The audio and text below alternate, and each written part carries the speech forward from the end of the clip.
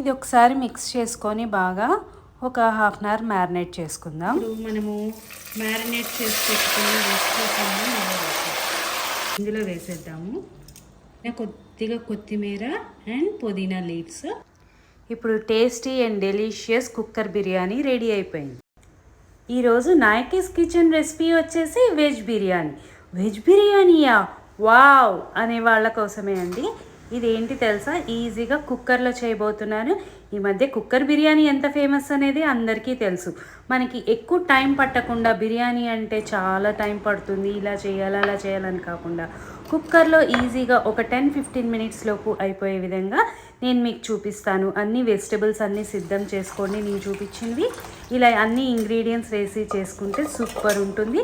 ఎలా అనేది చూసేద్దాం రండి. ముందుగా నేను చూపించిన వెజిటేబుల్స్ అన్నీ కట్ చేసుకొని మీడియం సైజులో పన్నీర్, గ్రీన్ పీస్, అలాగే కొద్దిగా పెరుగు, మీరు తీసుకునే క్వాంటిటీని బట్టి పెరుగు తీసుకోండి. అలాగే కొద్దిగా కొత్తిమీర అండ్ పుదీనా కొద్దిగా తుంచి వేయండి, ఫ్లేవర్ అనేది బాగుంటుంది. సో అలాగే కారం 1 స్పూన్, నేను చిన్న స్పూన్ కాబట్టి 2 స్పూన్స్గా వేస్తున్నాను. కొద్దిగా సాల్ట్, తర్వాత కొద్దిగా ధనియా పౌడర్, తర్వాత గరం మసాలా, తర్వాత బిర్యానీ మసాలా. నేను ఇవన్నీ 1 స్పూన్ తీసుకున్నాను. మా టేస్ట్ ప్రకారం మీరు మీ టేస్ట్ ప్రకారం తీసుకోండి. ఒక 1 స్పూన్ ఆయిల్, అలాగే 1 స్పూన్ జింజర్ గార్లిక్ పేస్ట్. ఇవన్నీ వేసి బాగా కలుపుకొని ఒక 15-30 మినిట్స్ దాకా మ్యారినేషన్ చేసుకోండి. హడావిడిగా ఉండే పని అయితే ఒక 10 మినిట్స్ అయినా సరిపోతుంది. ఇవన్నీ కలుపుకుని పక్కన మూత పెట్టి పక్కన పెట్టేసుకుందాము.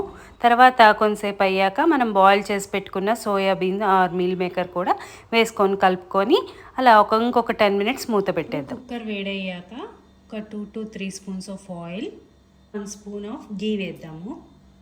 మనం హోల్ గరం మసాలా దినుసులన్నీ వేసేద్దాము అండ్ బిర్యానీ ఆకు కూడా వేసేద్దాం. ఇప్పుడు అది వేగుతున్న టైంలో మనము ఆనియన్స్ వేసేద్దాము. మీరు ఇందాక మనం మ్యారినేట్ చేసి పెట్టుకున్నాం కదండి, అప్పుడు అన్నా మనము ఆనియన్స్ ఫ్రై చేసేసుకొని దానిపైన వేసుకొని మళ్ళీ ఇలా వేసుకోవచ్చు. కాకపోతే ఇది నేను జస్ట్ కుక్కర్ బిర్యానీ కాబట్టి నార్మల్గా ఇలా వేసేస్తున్నాను. ఇందులో ఇలా వేసుకున్నా చాలండి. ఇప్పుడు కొద్దిగా జీడిపప్పు వేస్తున్నాను. కొద్దిగా ఆనియన్స్ బాగా రోస్ట్గానే ఫ్రై అవ్వనిద్దామండి, అప్పుడే ఫ్లేవర్ బాగుంటుంది బిర్యానీలో. అంతా వేగిపోయిందండి. ఇప్పుడు మనము మ్యారినేట్ చేసి పెట్టుకుని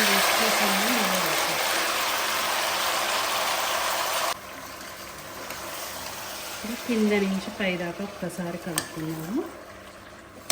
ఆనియన్స్ అన్నీ బాగా డీప్ ఫ్రై చేసేసాను. సో ఇదొక్కసారి మనం మిక్స్ చేసుకుంటే ఫస్ట్ అంతా పెరుగులో ఉన్న వాటర్ కంటెంట్ అంతా కిందకు వచ్చేస్తుంది. మీరు అబ్జర్వ్ చేశారో ఆనియన్ చూడండి బాగా డీప్ ఫ్రైగా అయిపోయింది. ఫ్రై చేసుకున్న తర్వాతే నేను పీస్ అన్నీ వేసాను. సో ఇవంతా వాటర్ పోయి కొద్దిగా మనకి ఆయిల్ అనేది కొద్దిగా పైకి వచ్చేదాకా మూత పెట్టుకున్నాం. బాగా కుక్ అయినాయండి, ఇంకా పెట్టేస్తే బాగా మెత్తగా అయిపోతాయి. సో మనము కొద్దిగా ఆయిల్ కూడా పైకి వస్తూ ఉంది. ఈ టైంలో సోక్ చేసి పెట్టుకున్నాం కదండి బియ్యాన్ని, ఇందులో వేసేద్దాము. ఇప్పుడు మనం బియ్యం వేసాం కదండి, ఈ బియ్యాన్ని కింద నుంచి పైదాకా ఇలా స్మూత్గా కలపండి, ఫాస్ట్ కాకుండా. కొద్దిగా ఈ బియ్యంతో పాటు వెజ్జెస్ కూడా ఫ్రై అవ్వాలి. స్మెల్ అయితే ఆసమ్ ఉందండి. కాకపోతే నేను బాస్మతి రైస్తో చేయట్లేదు, నార్మల్ రైస్తోనే చేస్తున్నాను. సో నెక్స్ట్ టైం నేను బాస్మతి రైస్తో చేసి మీకు దమ్ బిర్యానీ ఎలా చేస్తారన్నది కూడా నేను మీకు చూపిస్తాను. ఇప్పుడు జస్ట్ కుక్కర్ బిర్యానీ చూపిస్తున్నాను. సో ఇది కూడా ఫ్రై అయిపోయిందండి. ఆల్రెడీ మనం ఉప్పు, కారము, మసాలాలన్నీ మనము వెజిటబుల్స్లో వేసి చేసాం కాబట్టి ఇంకా ఏం అవసరం లేదు. మనం ఇంకా వాటర్ పోసేసుకుందాం. నేను 1.5 గ్లాస్ తీసుకున్నాను కదండి, 3 గ్లాసెస్ ఆఫ్ వాటర్ తీసుకున్నాను. ఇది నార్మల్ బియ్యమే కాబట్టి మీరు నార్మల్గా తీసేసుకోవచ్చు. అదే బాస్మతి అయితే మనం ఒక హాఫ్ గ్లాస్ తగ్గించి పోసుకోవాలి.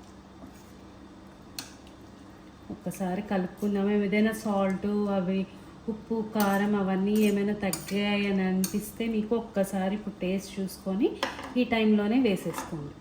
నేను కొద్దిగా సాల్ట్ వేస్తున్నానండి, ఎందుకంటే ఇందాక ముక్కల వరకే వేసా కదా.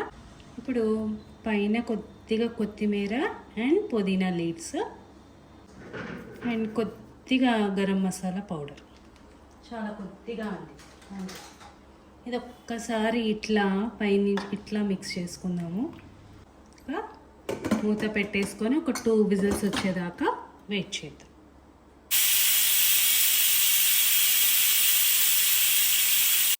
కుక్కర్ విజిల్స్ అయిపోయిందండి. ఒక 10 మినిట్స్ తర్వాత కొద్దిగా ప్రెషర్ పోయాక మూత ఓపెన్ చేస్తున్నా.